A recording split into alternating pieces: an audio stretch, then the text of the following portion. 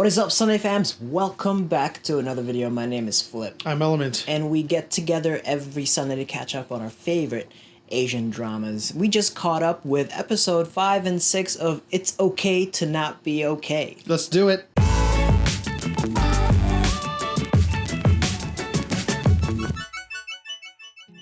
Certainly, it was more of a light-hearted 2 episodes. We were having such a hard time trying to find the nooks and crannies of what these 2 episodes were about, but we dove a little bit deep into it, and there was really a couple of things that stood out. What were those things?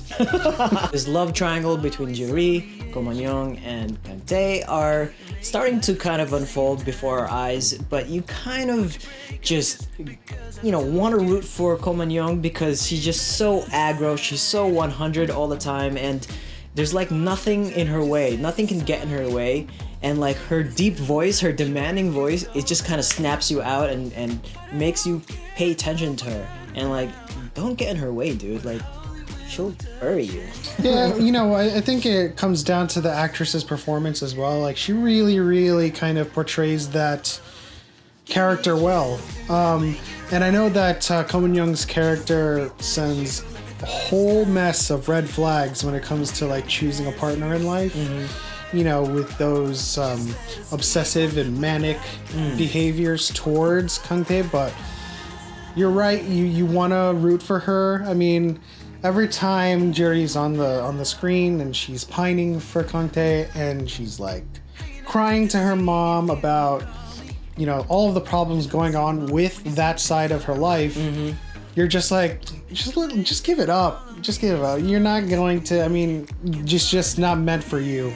Apart from all of the deep-rooted issues that this show likes to mask with moments of levity and things that are a little bit more lighthearted, there's truly some baggage that Kang Tae carries that he's finally starting to accept, right? Mm-hmm. And then obviously we're finding out a little bit more about Mun Young's past and her mother, her relationship with her father, and there's some dark-rooted mysteries and some dark secrets that's happening there too, and we don't know what it is. We know that it's kind of causing her to, relapse in some way and kind of have like these kind of dark moments in between that gives her like these episodic moments of like just being just breaking down. Yeah, she just breaks down.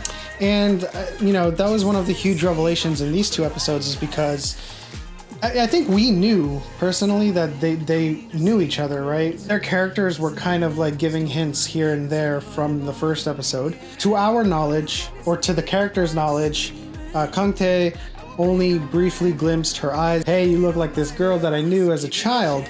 And he just confirmed it in these 2 episodes, like, you are that girl. And so a lot of their past, and that's what you were talking about, they had to come to terms with a lot of things that happened in the past, like her saving him. Like, I thought it was a more heroic act, but she just like threw in a buoy and was just like, good luck, I'm gonna be over here, and she just walked away. Yeah, and then it was kind of like the revelation of Kang Tae almost abandoning Sang Tae to drown in that water. And it's kind of like, I think that is what's haunting him the most, because he chose at that moment to let his brother die.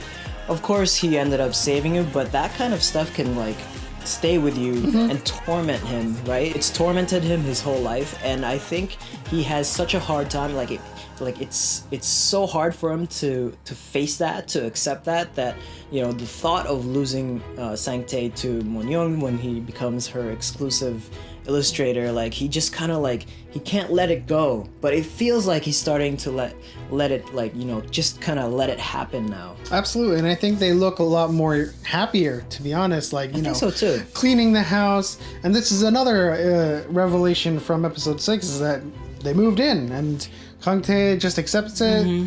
And they went grocery shopping, they cleaned the house. I think there's like a breakfast. There's like a familial feeling to it that they never had, because Kang Tae and Sang Tae never grew up with their mom and dad, and then obviously Ko Mun Young has this like crazy history with her mom and her dad. Like, I don't know what's going It's, on there. There's there's Bluebeard's story Yeah. of dead wives and her mom. It was just like, what is happening there? It's a huge juxtaposition because they didn't have a very stable family home growing up.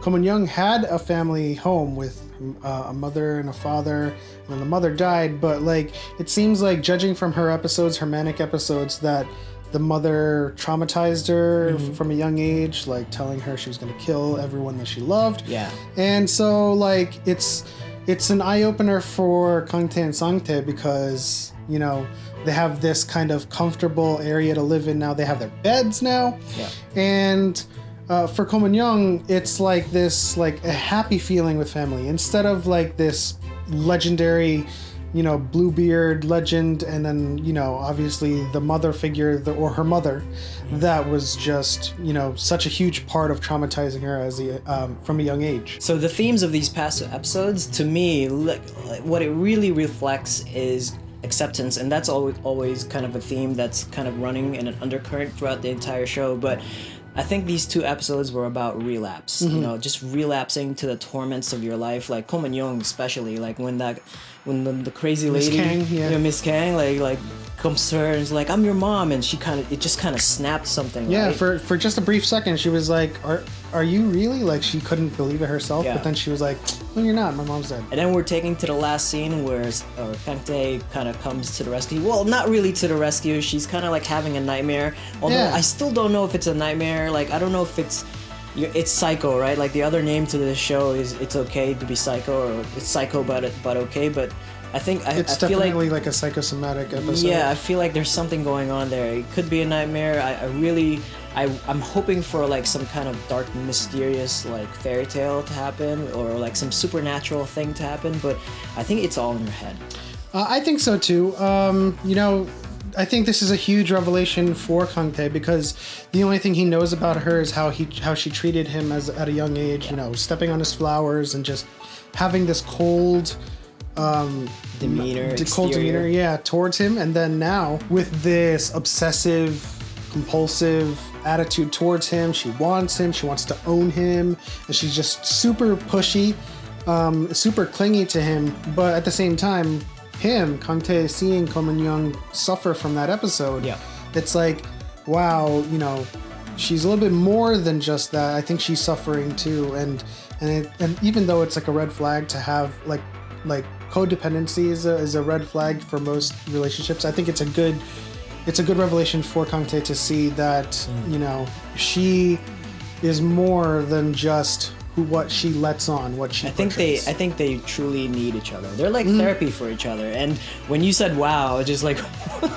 that's just like wow. Like, I love when she says, when she's on screen and she goes wow, and, you know, like her deep voice just kind of like booms. And I'm just like, oh man, I love her voice. I don't know. She's like, to me, like we said in the last video, she's like the Kate Blanchett to me, like that deep, beautiful voice. It's like booming with that bass. Whoa. Well, that'll do it for our review of episode 5 and 6 of It's Okay to Not Be Okay. We're sticking with this series. It's getting better and better, and it's a really, really important subject, a really important topic to talk about nowadays. Mental health is very serious, and we're enjoying it, so I hope you guys are enjoying it as well. If you enjoyed this video, leave a like, subscribe for more videos from us, turn on notifications so you know when we post new ones, and as always, we will see you in the next one.